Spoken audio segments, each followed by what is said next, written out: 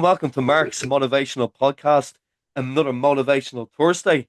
So today I'm delighted to be joined by Rob Macloud, who's really helped me. He does a lot of work in the music industry as well as helping people promote their books and social media. So it's been an absolute pleasure working with Rob.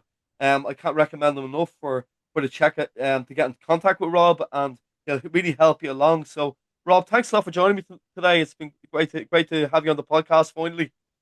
Thanks for having me, Mark. Yeah, it's great to be here after watching everybody else. Yeah, yeah, great stuff. Yeah, so we'll probably start off the podcast. If you wouldn't mind telling the listeners and the people watching on YouTube exactly what you do, please. So I suppose in relation to this, I mean, obviously I have a bit of a music production thing going on, as that's what all that stuff in the background is. Yeah, But I mostly help artists. It started off with music artists, but it went to nearly everybody in sort of the arts, including authors. And I help them sort of develop their marketing or develop their career, I suppose. So if it was a musician, it'd be called artist development, but there's a slant on marketing. So what that helps artists or musicians or authors, grow audiences for their books and then or their music and then make some income off it. So yeah, that's the simple version. yeah. That's great. And when did you start off, like with artists? How many years have you been doing this, Rob? Yeah, so I'm 30 years in the whole sort of arts industry.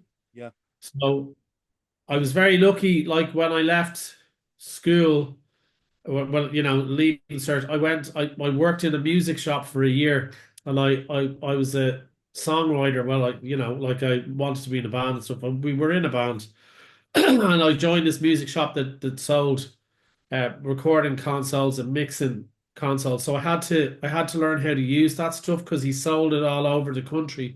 He was like an agent. So there weren't any schools for learning music production or sound engineering. So I learned it myself. And then I had the marketing background from college. So myself and a couple of other lads basically set up a big sound training center. And what that allowed me to do was teach and then to be the marketeer as well, the marketing director.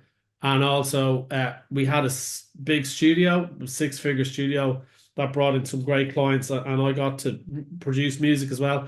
And I got to learn how to market a business. mm, And because we were dealing with lots of music artists, I got to learn how to sort of market them as well. So it's kind of a really neat way of learning a bunch of skills. And I've been using them all to this day. So that's how I got started. And I've used all those skills to generate success in terms of like I was a signed artist myself to a major publisher in the UK, and I've worked in all the big studios. I've owned big studios. I've helped other people set up music schools or sell their books or develop audiences for their books or sell their music. So that's been going on a long time. So effectively, I've become a kind of, I suppose, a bit of an encyclopedia in the arts, yeah, yeah. particularly music, but books is catching up. Mm. And yeah, brilliant. That's great. And what do you do currently? What do you focus on mainly at the moment, Rob? Oh, so yeah, so I mean, the production kind of thing I do I mean, I'm mostly focused on helping artistic people grow their careers. I suppose that's the bit, or grow their businesses, I suppose. And there's a slight add-on with musicians that I would, if some of the clients I have need music productions, I'll help them if they can't find anyone. Outside of that, then I would be helping a lot of authors. So effectively with authors and musicians, I'm doing the same thing. I'm helping them grow audiences and I'm helping them find, improve ways to turn those audiences into some sort of, income. And then I suppose, well, given general strategies to just doing everything better. So if you were, so treating artists and authors like startup businesses and showing them how to do everything better as a startup, you know? And I got that idea from a crowd in the States who kind of went, I mean, it was so obvious really when I saw it in 2015, which was treat your art. Like if you're trying to get on somewhere with it, treat it like a business. because it has all the same principles. And then when you go look at music and music publishing and book publishing, they're very, very similar, and the whole process is very similar. So it's a little bit more saturated for musicians, because they're a little bit more aware of it. Authors don't have. I've come across most authors I know simply don't know how to grow their audience or develop their careers properly, especially independent ones. They think they've only got one avenue, or maybe one and a bit avenue. So either get a publisher or get it onto Amazon, and that's their answer. And there's way more than that they can do. No, I definitely vouch for that, Rob, because as I said at the start, like it really helped me.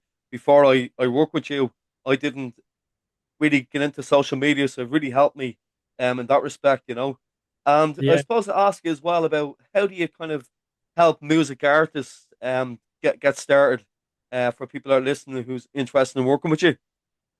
So, I mean, while I'm talking about this, I know that you have a lot of authors that are on your podcast and stuff. So, what I'm going to say is relevant to both those industries. Yeah, So, if you can take it that I know that the music people would be that I'd have a lot of them, but I've also got a lot of startup businesses like, I've had music schools and recording studios and photographers and videographers and all these kind of people.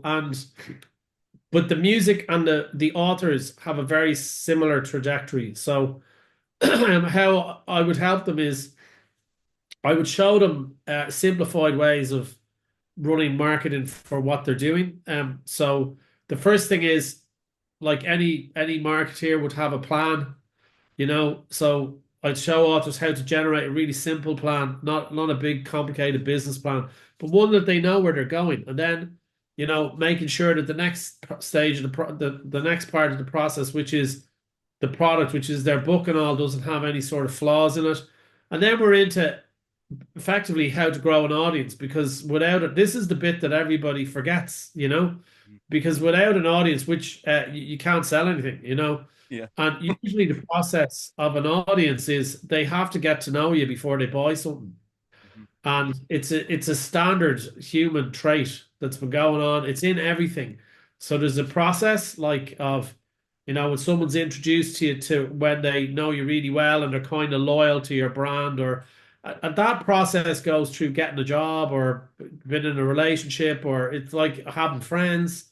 It's a repetitive process. And it also, the other thing is starting to help businesses and authors start to see things from their market's point of view. So the first thing is the social media is a great place to target your audience because it's got so many billions of people on it.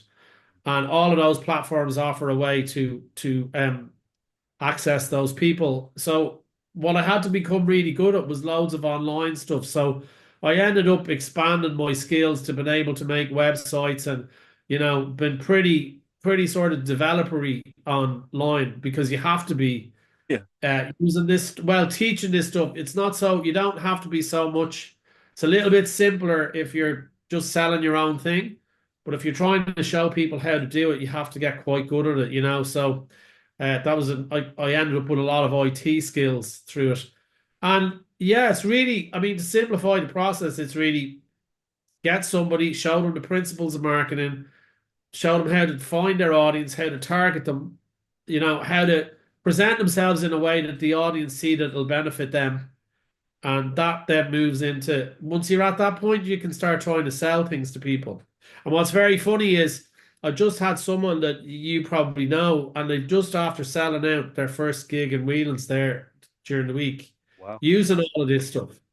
brilliant, yeah, right, And like I can see, like you said, I can see that I'm working with a couple of authors that you would know. I can see the difference in them all. And they're all at different stages, of the same process. But you can see they just sit there going, I just didn't know all of this, you yeah, know. yeah, And there was a point when I didn't know it all either, you yeah, know. yeah, So it's not like I'm smarter than anyone else. It's just I happened to come across it first, and I've a lot of experience sort of teaching people. So I suppose that's kind of what it is. And just to make it really simple for anyone watching, with both, if I was to simplify it, I help them find their audiences, and target their audiences in a way that the audience see that what they have will benefit them so that they can maybe sell something and generate an income. So that's the simplest form of what we're trying to do. Right? Because the guy you've got to sell out Whelan's, that's living proof that the system works. So that's Yeah. excellent, you know. And Yeah. how does this tie into authors and books, Rob? You know, how does that tie in the way you work Yeah. with your music? So with books, I first worked with my brother, who's a published author, and he's also a musician. And so I got to see what happens when you sign to a major publisher. His book is floating around here somewhere. I can't. Rowland Cricklewood, I think is the name of the publisher, or something like that. But he's got three books published with them, and the deals work exactly like music publishing deals. You know, the royalties are the same. The amount of money that you kind of hand over to the publisher as the author is the same. You know, like, and I saw that like you lose an awful lot of revenue to yourself when you go down that road. Or if you go down the road of, like, so the equivalent is authors put their stuff up on Amazon in the author's bet and try to get in there, and Amazon take a chunk of the money, I presume. Yeah, Well, it's the same with like musicians put it up on a distributor like DistroKid goes to Spotify and DistroKid takes some of the money. Spotify pay hardly anything. So that's what you're kind of left, So they're kind of bad business models, So what works for musicians is there was this myth, and it's funny. It's been like, first of all, about I'd say 2017, a load of Americans sort of it was see. Well, I saw a lot of it coming from America, going, "Oh, there's a new music industry. It's online. It's the social media new music industry." And it turned out to be exactly the same as it had been for ages, like that independent scene has been going in Ireland since I've been in music, which is 1996, or 1993. So, and what that is you just didn't see it, but there's loads of artists who have sort of independent careers in Ireland that have been going for years, and do quite well. And all that happened was the only difference was social media meant that you could literally get into people's telephones or computers and right in front of their face. And so that is a difference. But it's doing the same thing, but using that mechanism. And so it's very similar for authors. Authors, it's the exact same process. So, and you don't need a lot of, like, what people don't realize with music is you don't need a lot of people to be a fan to make a decent amount of money. There was a really famous article written by an Irish guy, I think, like Kevin something, I can't remember his second name, but it was called 1000 True Fans. And it was about if you had 1,000 fans for music and you sold each of them something for a tenner every month, you'd have a yeah, six-figure business. So it's the same for authors. If you can have a 1,000 true fan readers, and they were to buy something somehow, or you were to sell three books in a year, €30 a book, that's nearly a six-figure business. So you don't need lots of people. And then if you consider that it's very easy using social media ads and to grow an audience on one of your social medias to a couple of thousand, you can see the potential. So that's how it's very, very similar. So the musicians are find an audience, target them, and get them to buy, stuff and go to shows. And people say, "Oh, well, CDs are dead." They're dead if you try and sell them as a CD that you play in a CD player. If you sell them as an exclusive item that's signed, it becomes a kind of keepsake. So it's the same with books. If you sign the books, then they don't buy the PDFs; they buy the paperback signed by the author. So it's all of this kind of stuff, and that's that's how it's very, very similar to music, and so the whole process is the same. So, and it's even very similar building their audiences online. You find the target audience, you grow it online using social media ads are really clever at doing that. The really clever system, how it works is, the platforms the advertising, and the advertising is really cheap. You know that yourself. Like it's Yeah, like two it is. euros a Yeah, day. Like it's half the price of a cup of coffee if you want. yeah, And it draws in thousands of people, and then once they're in your net, it's like they're in your net. hmm You can keep putting stuff in front of them, and that's how people get interested. yeah, I'm not saying it's easy. I'm not saying it's not difficult to generate sales. It is, but it's easy now to put yourself in front of these people where it wasn't before. It was very, very hard. So I yeah. suppose that's the thing that helps them. I Great. think of. Yeah, that's great, Rob. In your own opinion, what would be the top three ways for authors to make money out of their books? To get their books out there and make some revenue from it. Well, we're sort of in a bit more of a test phase with the books than we are with musicians. I have a few more tried and tested stuff with musicians than I do. I'm out like the authors are only coming on board. But what I'm expecting to find is that first of all, selling paperbacks that are signed will probably be the equivalent of a CD. So definitely that's going to help. Um, you know, the second way is to kind of get the word out there of what the story is about or the characters are about. So, finding ways to promote little videos like what we're trying to get, say, for example, with you, is where we get all the little characters. We're going to try and turn them into videos and tell mini stories. Yeah, So, and say pitch them, for example, at parents, which you can target with social media ads. So that the parents go, oh, these are great little stories. And then if you want the real story, the proper story, then you buy the book. And then what we've got is a whole thing with you where then we try and get you to go around schools, and if we can get you a bit more famous that way, then everyone will want a signed book yeah, when you go to the schools. So that will be so really definitely learn how to create this sort of interest in your tell all these mini stories like and you can model that on other things that you've seen. So one of the big terms in marketing is modeling. So modeling is where you take something that's already been successful and you kind of see if you can apply the principles to the same thing as you if you're in a similar vein. So a lot of, say, for example, with the stories I've come across, the children's authors, I remember growing up with the Mr. Men. yeah, And, yeah, and we'd watch the Mr. Men. It was a TV program, animated. And then they made all little Mr. Men books, which you'd buy a separate one. And each character had some characteristic that he had to solve a problem of his characteristic. And as a kid, you'd start to go, oh, that's the lesson, like Mr. Bump, oh, be careful where you're yeah, going. yeah, yeah, And then they made merchandise. So because I had the cup of Mr. Bump because that was typical me. I bumped into everything. So yeah. I That's the could one you won't forget. Yeah, yeah. So, yeah, that's so I'd recommend that you kind of model stuff.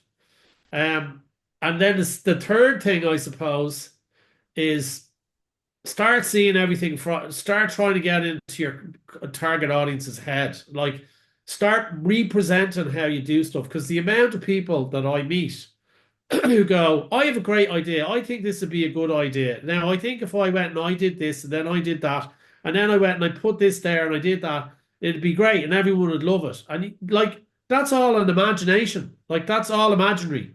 yeah. None of that is real. You have no idea if that is real or not. And that's why it nearly always fails, you hmm know? Because you have no reference point. Like I used to have that opinion when I started first and I was doing all of this stuff, and people would say, what ad should I make? And I started to realize, God, I'm even doing it because I go, you should make this ad and you should do this and I went, I don't know what ad you should make. What you do is make a load of them and put them out there and test them and let the audience tell you what ads work. That's how you start to know. See, so you have to get into your audience's head somehow, and there's strategies to do that, and there's ways to do it, and you have to learn how to present your material in a way that the audience can clearly see the benefit they're going to get out of it and the problem it will solve for them. Like, so people say, well, how will reading a book solve a problem? Well, it does, because that people are looking for books to help their kids, educate the kids, and they're looking around to go, oh, there's a little book full of kind of stories with morals in them. Yeah, that's what we want, Let's buy that. So if you know that, or if you find that out, then you should be presenting that so that the parents, when they see the books, it's really obvious to them. Do you see what I mean? Yeah, So yeah. that would be another way that I would. That's what. And then the very last thing, I've forgotten what it is now. But anyway, it might come back to me. I had one more point, but there's some points that you could. There's some things I'd suggest that you do. That's great. Thanks very much for that, Rob. And thanks for coming on. Just you did mention before, I think it was very important to kind of mention tonight, for artists like songwriters who are performing out there, you said go to different gigs and hear the cover bands, what they play on a Yes. night out and write them down, the ones that are getting the best reaction. Would you like to explain that for a moment to people that are listening and watching? I think it's a very good point. So and then you if you're an author, you'd be trying to find the equivalent for a book, yeah. Yeah, So what yeah. that is so what that actually referred to. There was a couple of people I knew and they wanted to get cover gigs and they were just going to everybody and banging on doors and they weren't getting any shows. Hmm. And this is a whole point of people doing what they think they should do as opposed to what will actually get them something. So what they thought they should do is make a website, have a set list, of these series of songs, and in some cases they didn't even put up a video of them singing. Yeah, but let's say and put up a video of them singing the cover. And you'd look at the website and you'd look at the songs and you'd listen to the cover and you'd go, yeah, this I don't know if this is good. And what I told those people to do was look, go into the places where there's really good cover gigs and sit and watch the bands and listen to their set list. And then out of the set list, listen to the songs that the top three songs that get the best reactions. Come back to your website, rejig your set list so it's similar to those bands. Record those three songs that were, big, going down well, with you singing them, and then present that to the people that book the gigs and see what happens. And these guys did that. It didn't work for all of them, but it worked for a few of them, and they started getting gigs. Right stuff. Yeah, And yeah. that just goes to show that the problem was to me, and I didn't know. I was so there's an example of modeling, which we talked about. Yeah, Mhm. modeling on someone else. I didn't know if that would work till we tried it. So the Yeah, next step is testing. So someone goes out and tests it, and then it seems to have about a 50% success rate. So that means that 50% of them are now presenting themselves from their from the booker's point of view and the target audience point of view. And now the target audience can see that they solve a problem for them, so they book them for the gig. So this is something that you can do with authors as well.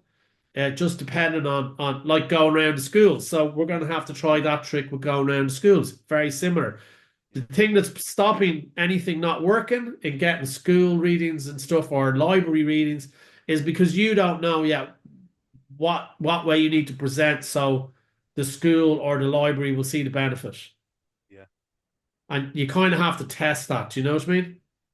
Yeah, the test of a model is how well it works, really. Yeah, yeah. Yeah, So like like the one thing with the social media ads is they're designed to super A/B test. They're like A/B testing on steroids. yeah, And when you actually get really good with them, they're really brilliant at it. And they do multiple testing, and that's why they're so good at getting results when you get them up and running. One last thing that you said to me, what would I think I'd recommend? I'd recommend that and everybody starts to see something like this. So one thing I have and one thing I notice with people that are very successful, I'm not saying I'm very successful at the minute, but I've had my successes. But people who I've seen, who I've worked with, who become very successful, there's one thing that they don't shy away from. And what that is I find it very interesting that I can demonstrate it with musicians and authors. The authors will go away and they'll spend money typing up a book. They'll hire an editor. The editor will edit the book. They'll spend a fair amount of money, a couple of €1,000. I've seen people. They'll press the book. They'll print it. Yeah, it's the same with musicians. They'll go into a studio. They spend 3 grand, 4 grand, sometimes 10 grand. They'll record an album. They'll press it and everything. And then they'll just sit there and then they'll go, right, we'll announce it on our social media that we have a book or that we have, and you're expecting everyone to buy it, but nobody knows you're there. Yeah. And I was trying to explain, it's a bit like setting up a shop up the mountain and you spend all this money on stock and doing the windows up and, having great displays. And then you open the doors and there's nobody there. Yeah. Yeah. So one part of every single business is what I would term investment advertising, right? That's advertising that's an asset. It's not so most people when they spend money in advertising, they go, I spent 50 quid, I should have made 100 quid. That means it's not working. Yeah. That's completely wrong way to look at it because there's a bit that you're missing. No one's going to buy anything till they know who you are. Doesn't matter how it's very like you want to have something amazing to catch on. So you need to spend on what I would call investment advertising. And this would be like an asset. So it would be similar to buying a building or buying stock. You're not going to get that money back straight away. Yeah. But it's so important because it's what you need to just grow awareness that you're there and grow an audience that you can present your products to. Do you know what I mean? Yeah. And the amount of people that try to avoid doing it is just phenomenal. Yeah. And that's why lots of people don't succeed. Yeah. No, that's absolutely great. Thanks for all the advice tonight, Rob. Absolutely brilliant. And how do people contact you that want to work with you? You want to Well, share your email and your yeah, information, which I'll so put in the show notes later on. Yeah. yeah, so it's a little bit tricky at the minute because I'm in the middle of a big rebrand, which looks like it's going to take me another 8 months or so. So where they can get me at the moment is just through my email, robsonic2008 at gmail.com. So you can send me an email there for the minute. That's the easiest way. There will be other places, but I don't have them at the moment. There was a website, but I had to change it because they're rebranded. So there's no point going there. So just send me an email to robsonic2008 at gmail.com is the quickest way at the minute. Great, Rob. Thanks a lot for coming on tonight. It's been a pleasure talking to you as always. Yeah, thanks, Yeah. Mark, for having me. It's been brilliant. Brilliant. And keep doing the great podcast job. They're really good. I've watched Cheers. a few. Thanks, Rob. Thanks very much. Great stuff. So thanks Yeah, everyone for watching tonight and listening on Spotify. Rob Macloud there. So make sure you check out this podcast and get in touch with Rob. I'd highly recommend working with him. He's done so much great work for me. So till next time, take good care of yourselves and Hello everyone, Mark here. Thank you for watching another episode of my Authors Tuesday podcast. I recently published a book of children's stories called The Adventures of Larry Lamppost and Friends. The book began life as bedtime stories I wrote for my own children. If you'd like to purchase my book, follow the link in the description box below. By buying my book, you are also supporting my podcast series for authors, which is giving a voice to writers in Ireland and across the world.